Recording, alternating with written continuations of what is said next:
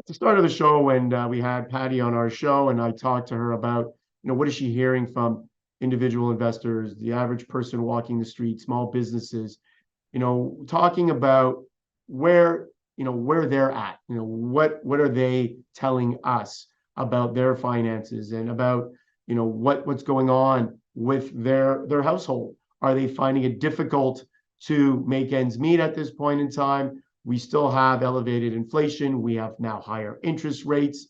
You know, what is happening to people that we don't necessarily hear from on a regular basis? We tend to always see the macro data, looking at things 30,000 feet in the air. But how many of us actually get on the ground and talk to people, interview people? Well, that's where I come in, I guess. And I have the privilege of talking to a lot of people on a regular basis. And I'm really starting to see that these higher interest rates are starting to affect them. More and more, I'm hearing from individuals talking about how they keep getting notices from their banks that they need to spend more or pay more towards their mortgage. Interest rates are going higher, and the bank is saying you need to pay more just to keep up with rising interest rates. You're not even putting any money against the original principal of the loan. Same thing for lines of credit. And it's really starting to slow things down. People are talking about, well, I have money now, but I'm not going to spend it on things that I don't really need. They're going to buy the necessities, obviously food, etc. They're not going to go out and buy another laptop, or they're not going to go out and buy another TV, or maybe not going to go out shopping as much for clothes if they don't really need it. So discretionary spending is down, and we're seeing that in the stores. We're seeing inventory levels lower because businesses don't want to carry a lot of inventory in the fear that if we do go into a mild recession, that they're going to have to, get rid of that inventory, and maybe through markdowns or sales. And obviously that costs the business money.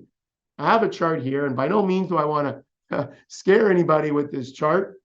It's a chart on Canadian bankruptcies, and you can see how bankruptcies have kind of ebbed and flowed.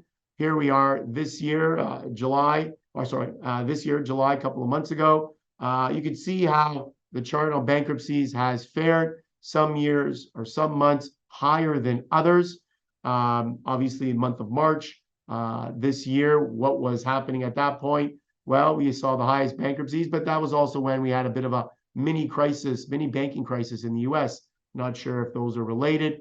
Things came back down in April, but have again surged to beginning of summer in June, and now pulled back in July. But we're starting to hear from small businesses that, they just are finding it very difficult to make ends meet. Expenses are rising, wages are rising for their employees, and unfortunately, business is not rising. In fact, it's slowing down, and they just can't meet the demand or their expenses. So overall, I guess the message I want to convey is, yes, we are starting to see a slowdown in the economy.